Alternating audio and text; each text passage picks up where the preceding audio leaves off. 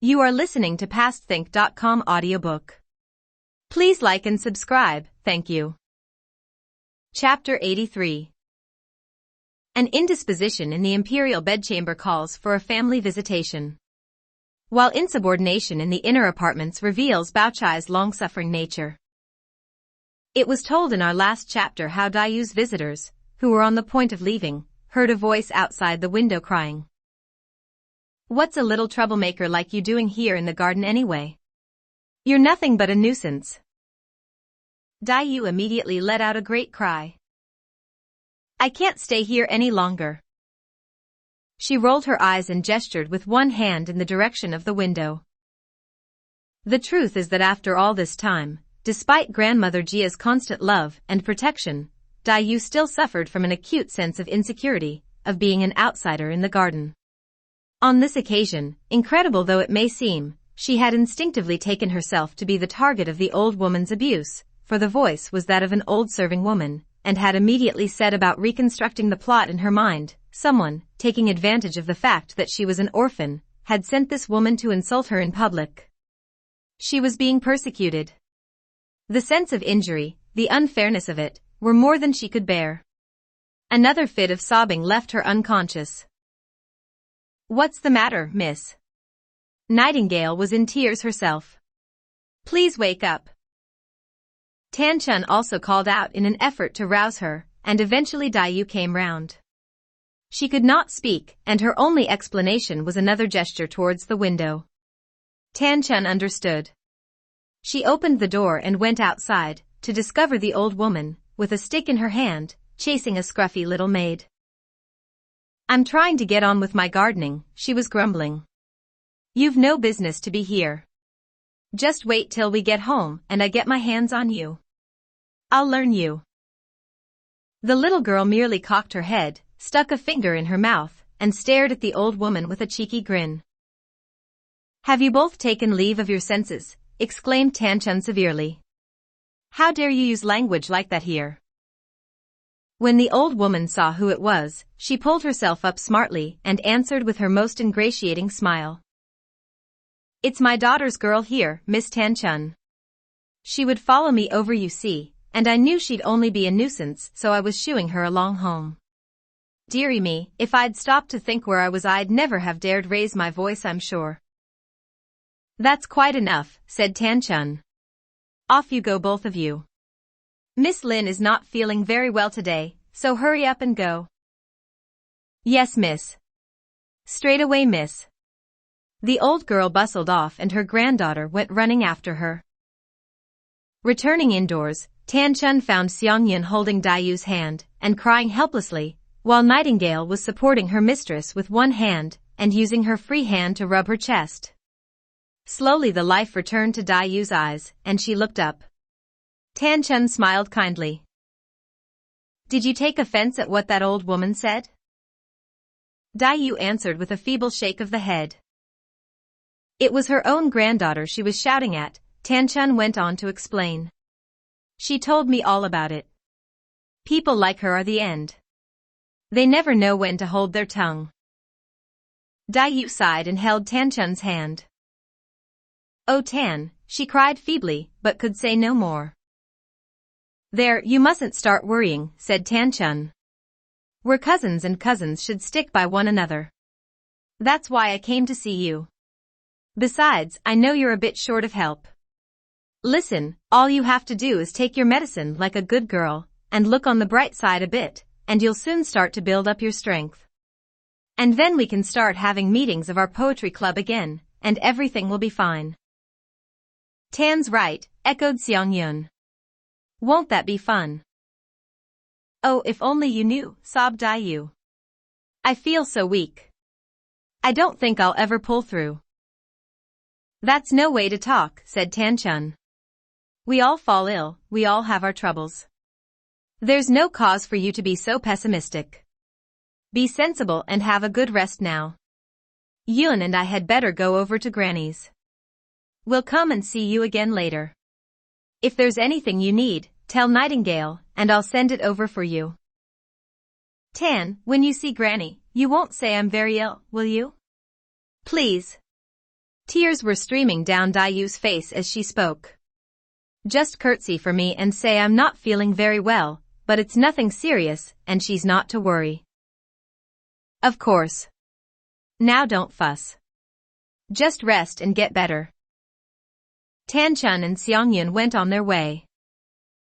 When they had gone, Nightingale settled Dayu down once more. She left all the fetching and carrying to Snow Goose, and herself stayed constantly at Dayu's side, trying her best not to betray her own distress by shedding any more tears. Dayu closed her eyes and lay still for a while. But sleep would not come. The garden outside, which had always been such a haven of quiet and solitude, now seemed alive with sounds, the wind, insects buzzing, birds chattering, the fall of human footsteps, children crying faintly in the distance, all of which drifted in through the window and set her nerves on edge. She told Nightingale to let down the curtains around her bed. Presently Snow Goose appeared, carrying before her in both hands a bowl of bird's nest soup, which she gave to Nightingale, who whispered through the curtains. "Would you like some soup, miss?" A faint yes was heard from inside, and handing the soup back to Snow Goose for the moment, Nightingale climbed up and helped Dayu into a comfortable sitting position. Turning to take the bowl again, she first tasted the contents herself, then held it carefully to Dayu's lips, while supporting her firmly round the shoulder with one arm. Dayu opened her eyes feebly, took a couple of sips, then showed by a shake of her head that she could not manage any more. Nightingale handed the bowl back to Snow Goose and gently settled her down again. For a few minutes all was quiet and Dayu seemed more peaceful. Then a whisper was heard from outside the window. "Is Nightingale in?" Snow Goose hurried out. It was Aroma. "Come in," she whispered. "How's Miss Lin?" asked Aroma. They walked together towards the doorway, and Aroma listened aghast as Snow Goose described what had happened that morning and the preceding night. "No wonder," she exclaimed. "Kingfisher said something of the sort just now, and had Master Bao so worried that he sent me straight round to find out how she is." As they were talking, Nightingale lifted the portiere and beckoned to Aroma, who tiptoed into the room. "Is Miss Lin asleep?" Nightingale nodded. "Has Snow Goose told you?" she added. Aroma nodded, then frowned and said, "This is dreadful. Master Bao had me worried to death last night too." "What do you mean?" asked Nightingale. Aroma explained. "When he went to sleep in the evening he seemed perfectly all right. But in the middle of the night he started screaming his head off, first about a pain in his heart, and then about being stabbed by a knife. He was quite delirious, and didn't quieten down till after the dawn watch." "Wouldn't you have been scared?" "He's not allowed to go to school today, and the doctor has been sent for to prescribe something for him." While they were talking, Dayu could be heard coughing again from inside the bed curtains, and Nightingale hurried over to hold up the spittoon. Dayu opened her eyes feebly. "Who's that you're talking to?" "It's Aroma, Mississippi. She's come to ask how you are." Aroma was already standing close by the bed. Dayu told Nightingale to help her up and gestured to Aroma to sit down on the bed. Aroma perched on the edge and said in her best bedside manner, "Are you sure you ought to be sitting up like this, miss?" "Why not?" replied Dayu. "Stop behaving as if it's the end of the world, will you? Who was that you mentioned just now, with a pain in the heart during the night?" "Oh, that wasn't real," said Aroma. "That was just a nightmare Master Bao had." "It's very thoughtful of Aroma," thought Dayu to herself. "I know she's only trying to stop me from worrying. But I must know." She tried again, more insistently this time. "What sort of a nightmare? What did he say?" "Oh, he didn't say anything," lied Aroma. Dayu nodded pensively and fell silent for a minute or two. Then she sighed again and said, "You're none of you to mention my illness to Master Bao. It might affect his work and cause trouble with Sir Zheng." "Of course we won't, miss," Aroma reassured her. "Now you lie down and rest." Dayu nodded and asked Nightingale to settle her down again. Aroma stayed a little longer by her bedside, said a few more comforting words and then left. When she arrived back at Green Delights, she reported that Dayu was feeling a little uncomfortable, but that her condition was not a serious one, and thereby succeeded in setting Baoyu's mind at rest. Tan Chun and Xiang Yun, on leaving the Naiad's house, made their way together to Grandmother Jia's apartment. As they went, Tan Chun warned Xiang Yun. "When we see grandmother, please be more careful what you say, will you?" Xiang Yun nodded. "I will. I'm afraid just now I was too shocked by Dai's state to think what I was doing." They arrived at Grandmother Jia's and Tan Chun mentioned Daiyu's illness. As she had predicted, the old lady was somewhat ruffled. Dear oh dear. How illness and misfortune seem to pick on those two. Ever since Daiyu was a little girl, it's been one thing after another. Now that she's grown up, it is time she learned to take better care of her health. She's too highly strung, that's her trouble. No one dared say anything. She turned to Faithful. "The doctor's coming in the morning to see Baoyu. Tell them he's to look in at Miss Lin's afterwards." "Yes, ma'am." Faithful went out to tell the serving women, who passed on the instructions. Tan Chun and Xiang Yun stayed on at Grandmother Jia's for dinner, and then returned to the garden together. Next day the doctor came to see Baoyu. He pronounced that a dietary imbalance had brought on a slight chill, which would soon be put right by a mild dispersant. Lady Wang and Shifeng sent the prescription over for Grandmother Jia to inspect, and at the same time sent someone ahead to the Naiad's house to let them know the doctor was on his way. Nightingale tucked Dayu up in her quilt and let down the bed curtains, while Snowgoose quickly tidied the room. Presently Jiao Lian arrived with the doctor, announcing that as it was their regular practitioner there was no need for the maids to disappear. An old serving woman raised the portiere, Jiao Lian ushered the doctor into Daiyu's room, and the two men sat down. Jiao Lian began. "Nightingale dear, please tell Dr. Wang what you can about your mistress's illness." "Excuse me," interposed the doctor. "Please allow me to take her pulses and reach my own diagnosis first. Then the young ladies may judge for themselves and correct me if anything I say conflicts with what they already know of her condition." Nightingale arranged Dayu so that one of her hands was showing through the bed curtains and resting on the diagnostic armrest, and gently slid back her bracelet and sleeve so as not to obstruct the pulse. The doctor sat for a long while feeling the pulses first of one hand, then of the other. When he had finished, he withdrew with Jiao Lian to the outer room, where they both sat down. "The 6 pulses have an extremely top quality," said the doctor, "and indicate an advanced morbid obstruction." As he spoke, Nightingale appeared in the doorway. He turned towards her and said, "This condition should manifest itself in the following ways: dizzy spells, loss of appetite, frequent dreams, and fitful sleeping in the early hours. During the daytime a tendency to take offense for no reason and a generally nervous and apprehensive attitude towards other people. Some might attribute all these to a peculiarity of temperament, but they would be mistaken. They are organically related to a deficiency of yin in the liver, with a concomitant diminution of cardiac vitality. Does my diagnosis accord with what you have observed?" Nightingale nodded, and turning to Jiao Lian said, "That is exactly how Miss Lin has been, sir." "Good," said Dr. Wang, rising from his chair. "We may proceed." Jiao Lian escorted him out of the garden and across to his study, where his pages had already laid out the requisite pink prescription form in readiness. Tea was served, then Dr. Wang took up the brush and wrote. Diagnosis. The 6 pulses are slow and taut. Prolonged morbid obstruction of the humeral flow. Left distal pulse weak. Diminution of cardiac vitality. Left median pulse strong and irregular. Hyperactivity of the liver, wood. The hepatic humor, unable to disperse naturally, has encroached upwards on the spleen, earth, with consequent loss of appetite. The extreme distemper has also caused a reversal of the elemental sequence, and the lungs, metal, have certainly been damaged. Since humor cannot circulate, it has congealed into phlegm.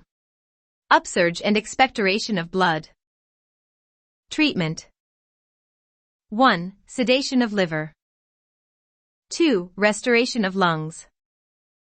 3. Fortification of both heart and spleen. The usual tonics are too violent in their action. For the present, I suggest my own black burial essence, to be taken with elixir pneumoperiferum. Prescriptions for both humbly appended for esteemed approval. The doctor wrote out a prescription of 7 items, and an adjuvant to go with it. Jiao Lian took the paper and glanced down the list. I see you include hare's ear in your prescription, he said. Forgive me if I am wrong, but I thought that was ruled out in hematic eruptions.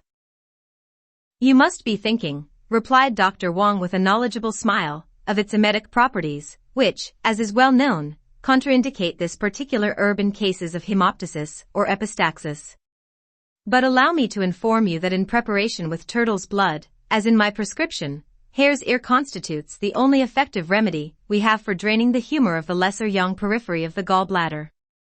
You see, the judicious admixture of turtle's blood has the remarkable effect of inhibiting the emetic properties of hare's ear, while enabling it to restore the hepatic ene and check the phlogistic disturbance. In the words of the Ars Medicandi, obstructa obstruit, apparit caperta.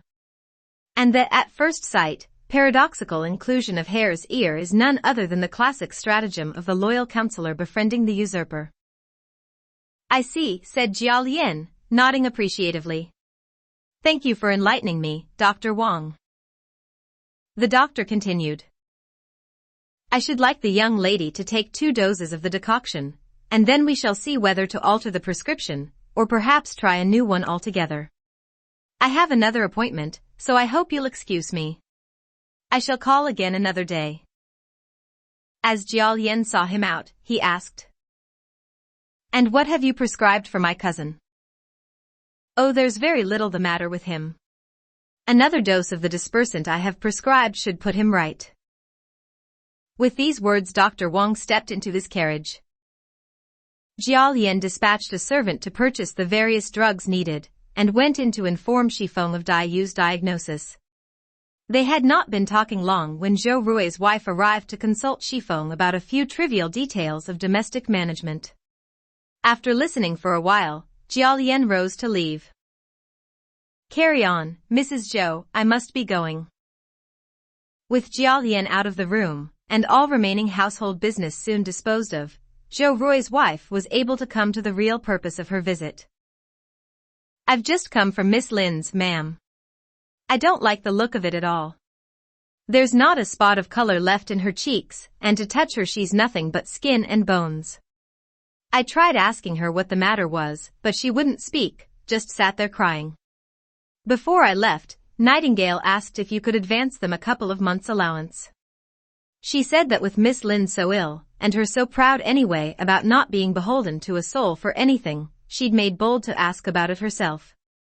The medicine Miss Lin is taking goes on the general account of course, but she said they might be needing some extra money for incidental expenses. I said I'd mention it to you, ma'am.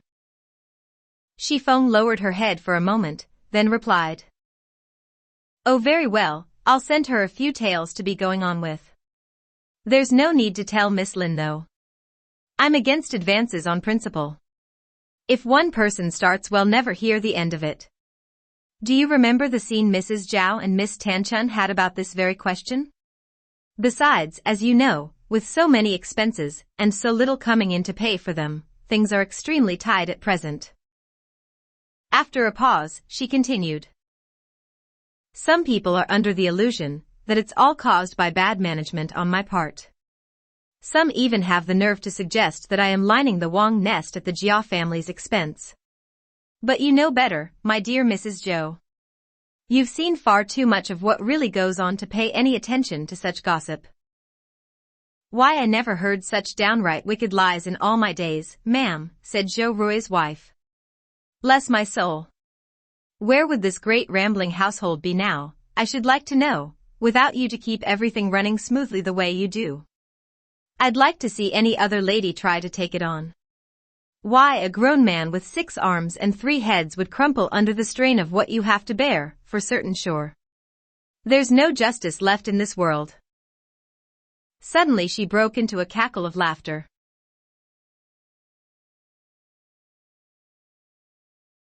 Mind you, Mrs. Lien, the things people will say.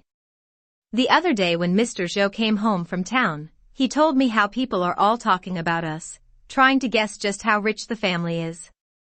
Take this for example, the Jias have got rooms piled high with silver and gold. Every stick of furniture in the house is inlaid with gold and studded with precious stones. Or sometimes they gossip about Her Grace, that daughter of theirs at court. They'll say, you can bet your last buckle she's managed to smuggle home half the emperor's things. That time she went on that grand visitation, we saw it with our own eyes, cartloads of gold and silver she brought along with her, had the old home twinkling away like a fairy palace.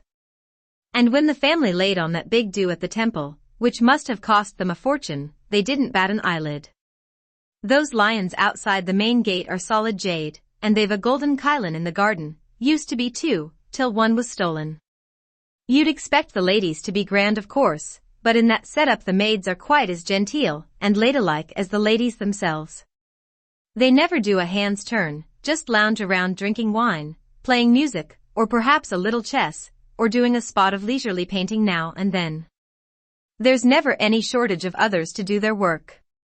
All they need fuss about is which silk gown to slip into next. If you could see the delicacies they eat, or the clothes they wear, you wouldn't believe your eyes. And the children.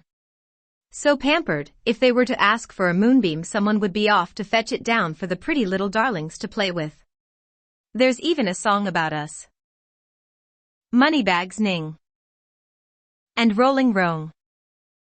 Treat their cash like piles of dung. It seems so fine. But please beware. If you look too. Mrs. Zhou broke off in mid-flow. The last 2 lines of her song were in fact. If you look too close. The cupboard's bare. She had been so carried away with her rendition, that she only stopped in the nick of time. Xueqin could tell that the song carried a sting in its tail. I know the sort of thing, she remarked casually. But what could have given rise to that story about the golden kylon? They must mean the little one old Abbot Zhang gave Master Bao at the temple, replied Mrs. Zhou. He lost it, and then several days later young Miss Sher found it for him. A little thing like that is quite enough for those townfolk to spin one of their yarns around. They're so ridiculous, aren't they, Mrs. Lien? The only thing one can do is laugh. I can't say I find it particularly funny, replied Xueqin. It's actually rather frightening. The trouble is that behind our magnificent facade things are going from bad to worse. There's a popular saying.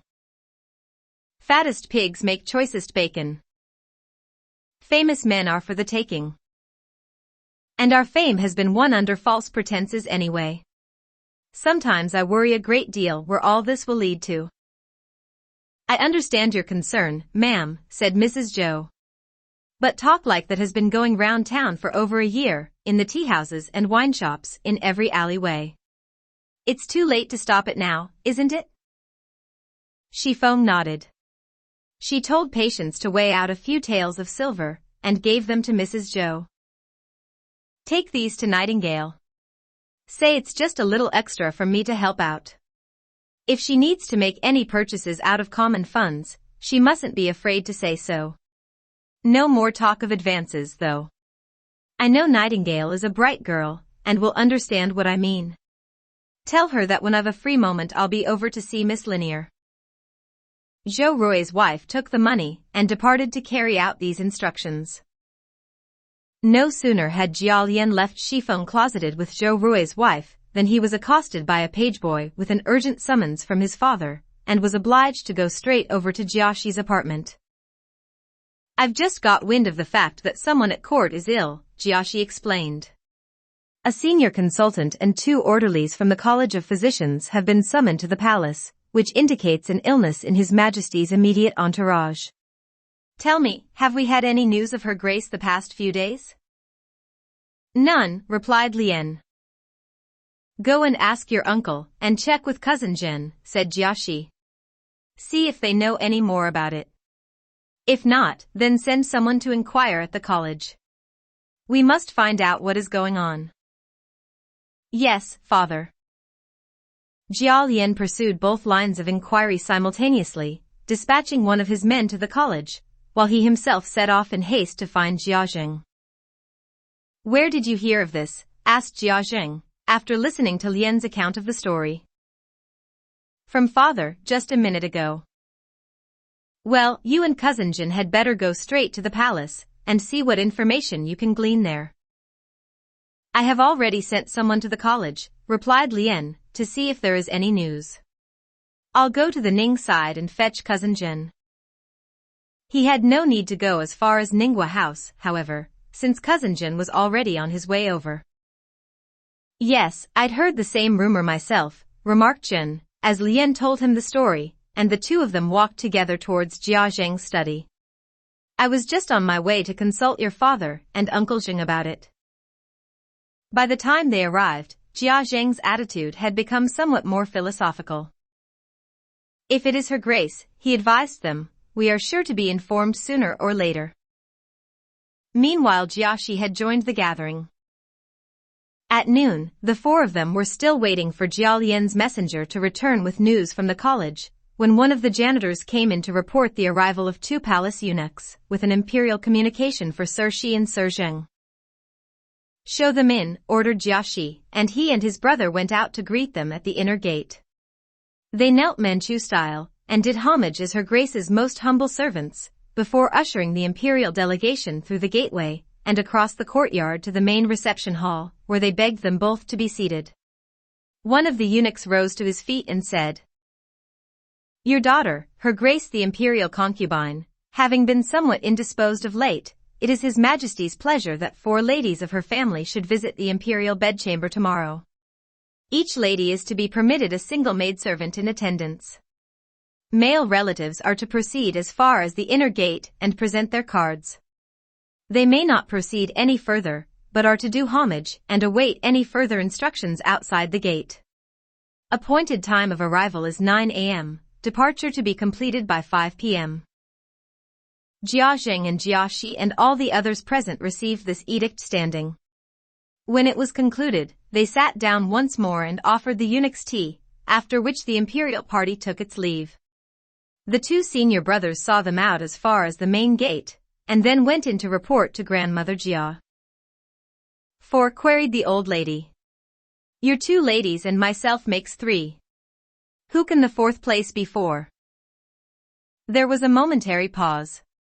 No one dared make a suggestion, and after a moment's reflection grandmother Jia continued, "It must be meant for Feng. She knows how to cope with any situation. Well, you menfolk go off and make your arrangements." Leaving promptly, Jiaxi and Jiazheng gave instructions that apart from Lien and Rong, whose job it would be to stay and look after the 2 mansions, a full turnout of junior and senior clan members was expected. Next the servants were told to fit out 4 of the family's best green court sedans, and a dozen carriages with blue canopies, and have them lined up before first light in the morning. The servants hurried about their business, while the 2 masters returned for a final consultation with Lady Jia. "We have to be there at 9 o'clock, and leave at 5, mother. It seems advisable to retire rather earlier than usual tonight, if we are to make a prompt start in the morning. We need to allow ourselves ample time to prepare for court." "Very well," replied grandmother Jia. "You can go now." The brothers withdrew, leaving grandmother Jia with her 2 daughters-in-law and Shifeng. They talked for a while about Yuan Chun's illness, and then after a little more desultory chat, retired for the night. Next morning, before dawn, maids lit the lamps in every apartment, and the ladies sat down to their toilet. At 5 o'clock, when the ladies were ready, and the gentlemen had put the finishing touches to their ceremonial outfits, Steward Lin and Lida came to the inner gate to report that the chairs and carriages were all ready as ordered, and had been drawn up outside. Jiaxi and Lady Xing arrived, and the party was complete. After breakfast, which they all took together, Lady Jia led them out, leaning on Shifeng's arm, and the household gathered round as the four ladies, each accompanied by a single maid, walked slowly out. An advance party, consisting of Li Gui and one other senior boy, went on horseback to make preliminary arrangements at the outer gate of the palace. 3 generations of Jias stepped into their carriages or mounted their horses. The procession fell into line and, with retainers swelling the train, set off through the streets. Jia Lian and Jia Rong remained behind to look after the 2 mansions. The procession came to a halt under West Wall Gate, one of the outer gates of the Forbidden City, and shortly afterwards 2 eunuchs emerged to announce. By imperial dispensation, the ladies of the Jia family will now enter the palace for their personal visitation. The gentlemen may also proceed, but may not enter the palace precincts. They will halt at the inner gate and do their homage from there. There was a cry of forward from the men on the gate, and a junior eunuch guided the 4 ladies' chairs onward, while the gentlemen followed on foot at a stately pace, leaving their servants at the outer gate. As they approached the inner gate, they could see several elderly eunuchs sitting there, who rose to their feet as the procession arrived and announced, "Gentlemen of the Jia family, halt here." Jia Shi and Jia Jing lined their men up outside the gate in order of seniority, while the ladies passed through in their chairs, halted under the gate, and dismounted.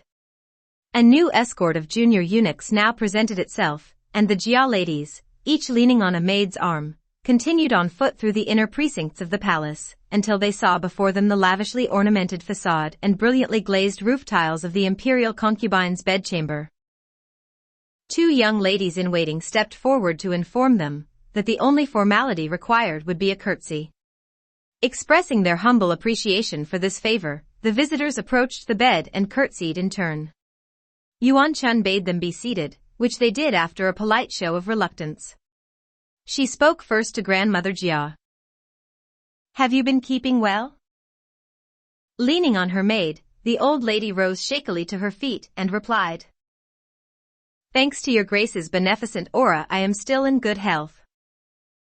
Yuan Chun went on to speak to Lady Wang and Lady Xing, who both rose to answer in similar fashion. Then she turned to Shifeng. "How are things at home?" Shifeng rose to her feet. "We managed to get by, Your Grace," she replied, and sat down. "I appreciate," said Yuan Chun, "that it has not been easy for you these past few years." Shifeng was about to rise again and reply when a lady-in-waiting entered with a lot of official cards for her Grace's inspection. As she recognized the familiar names, Yuan Chun felt a bitter pang of grief, and tears began to flow down her cheeks. The lady-in-waiting proffered a silk handkerchief, which she used to wipe away her tears, saying, "I am a little better today, please tell them. And bid them wait outside." The Jia ladies were once more on their feet and expressing their gratitude. Yuan Chun's eyes were still wet with tears. "Humble families are so much luckier than we are. At least they can be together." Lady Jia and the others were also on the brink of tears. "We beseech your Grace not to be sad. Your exalted blessings have already made themselves felt 1,000-fold at home." "How's Baoyu coming along?" asked Yuan Chun. "He is taking his studies more seriously now," replied Lady Jia. "His father has been extremely strict with him, and he is turning into quite a little scholar." "I am so glad to hear that." Yuan Chun gave orders for their luncheon to be served in the outer reception hall, and 2 ladies-in-waiting, assisted by 4 junior eunuchs, escorted them out. The seating had been arranged in accordance with Jia family precedents, and the ladies sat down to an immaculately presented meal, details of which our narrative omits. When luncheon was over, the 4 ladies returned to give thanks. After further desultory chat, they saw that it was nearly 5 o'clock, and anxious not to overstep their limit, took their leave. Yuan Chun sent one of her ladies-in-waiting to accompany them as far as the inner gate, where the same 4 eunuchs were waiting to guide them out. Lady Jia and company stepped into their chairs and were carried to the outer gate, where they were joined by Jia Shi and the menfolk. The whole family returned in procession together. The visitation was repeated the following day, and the day after, and as the arrangements made were identical to the last detail, we need not elaborate any further here. Meanwhile, in the Xue household, things were going from bad to worse. Ever since Xue Pan's disappearance, Jean Gue had felt the lack of a sparring partner. Caltrop, Lily, had moved out to live with Bao Chai, and the only person left within range was Moonbeam. But since her promotion to the master's bed, Moonbeam had acquired a new self-assurance, and Jean Gue soon observed that her stratagem in giving Moonbeam to Pan had misfired. Her maid had indeed become her strongest rival. Very well, she thought to herself one day, when she had been drinking heavily, and was lying on her Kong in a maudlin frame of mind, let's see what she's worth, a round or two with Moonbeam might be just the seltzer she needed. Come on, she taunted her. Where's our precious lord and master disappeared to, eh? Where's he hiding? You do know, of course, don't you? I've not the least idea, replied Moonbeam coolly. If he wouldn't tell you, Mrs. Pan, no one else is likely to know. Spare me the MRS, will you, said Jean Gue with a malicious smile. You and that Lily think you run the place, don't you? I can't get near that little Miss Unmolestable, with all her friends in high places to take care of her, all right. I won't stick my neck out in that direction. But you're still my maid, I don't have to take cheek from you. If you're so sure of yourself, why not get on with it and strangle me? Then you and Lily can have the field to yourselves. I'm just in your way, go on, say it. Moonbeam wasn't taking this lying down. She looked Jean Gue straight in the eye. Mrs. Pan, you have no right to accuse me like that. When have I ever said a word against you? Just because you can't do anything to her, there's no need to take it out on me. You're just being a bully. You know what the real trouble is, so why pretend you don't? She burst into floods of tears, and Jean Gue, who was now back in her element, clambered fuming down from the Kong and went after her. Moonbeam had learned a thing or two in the Xia household and fought back every inch of the way. Jean Gue, ignoring her cries and protestations of innocence, attacked her with whatever she could lay hands on, and chairs, tables, cups and bowls were soon flying in every direction. Aunt Xue happened to be in Bao Chai's room and heard the terrible racket they were making. Caltrop, she ordered without thinking, go over and see what's going on, will you? Try and get them to quieten down. You can't possibly send Caltrop, Bao Chai reminded her. That would only make things worse. Very well then, I shall go myself, declared Aunt Xue. I don't think you should, Mama, advised Bao Chai. We shall have to let them fight it out. There's nothing we can do, I'm afraid. What an intolerable state of affairs, cried Aunt Xue, and leaning on one of her maids she set off in the direction of Jean Gue's apartment. Bao Chai followed reluctantly, giving Caltrop strict instructions to stay behind. As they approached Jean Gue's apartment, they could hear the storm continuing unabated inside. What's the meaning of this? Cried Aunt Xue. Look at the state things are in. What a disgraceful way to behave. Other people can hear what goes on, you know. Aren't you ashamed of what our relatives will think? Aren't you afraid of being made a laughingstock? Me a laughingstock, that's rich. Jean Gue yelled from inside. It's this topsy-turvy family of yours that's a laughingstock. There's no respect, no proper order, not a single thing right in this godforsaken dump. I was brought up differently, I can tell you. In my home people knew their place. I've had as much from your family as I can take. Sister-in-law, pleaded Bao Chai, Mother only came because she heard the two of you fighting. If she seemed to be blaming you, and didn't distinguish between you and Moonbeam, it's only because she was upset. I'm sure she didn't mean anything by it. Wouldn't it be better to explain whatever it is that's troubling you, and all of us try to get along peaceably together? Poor Mother, we're worrying her to death. Yes, added Aunt Xue, before you start accusing me, kindly explain what the trouble is. You're such a saint, aren't you? Said Jean Gue, addressing herself to Bao Chai. I'm sure a fine lady like you will marry a gentleman and live in a nice home, not like me, stranded here, trampled underfoot, taken advantage of by all and sundry. I might as well be a widow. What a fool I am. Don't judge me too harshly. I'm only a poor fatherless creature that's never been taught any better. And I'm sure you'd rather I spared you the sordid details of what goes on in here between my husband and his various womenfolk. Only the thought of what her mother must be suffering enabled Bao to contain her intense anger and shame at these words. Sister-in-law, she pleaded, please don't say any more. No one is judging you, no one is taking advantage of you, we never did with Lily and of course we don't with you. At this Jingui started whacking the side of the Kong and shrieked at the top of her voice. Lily! How could I ever compare with her? I'm not worth the ground she treads on, am I? She's been here longer than I have, she understands you and knows how to butter you up, and I don't, I'm just a newcomer. I know. There's no need to remind me of it. But remember, we can't all be imperial concubines, you'd better watch your step, and make sure you don't end up like me, married to a great half-baked booby, left in the lurch for all the world to mock at. Aunt Xue could contain herself no longer, and rose to her feet. I am not just defending her because she is my daughter, she has tried her best to make peace with you but you seem quite determined to provoke her. Whatever your trouble is, leave the poor girl alone. If you have to punish someone, why not strangle me instead? Please don't you get angry too, Mama, begged Bao. We only came to try and help. If all we're going to do is make things worse, I honestly think we should go. Let's give her time to think it all over. And don't you go causing any more trouble either.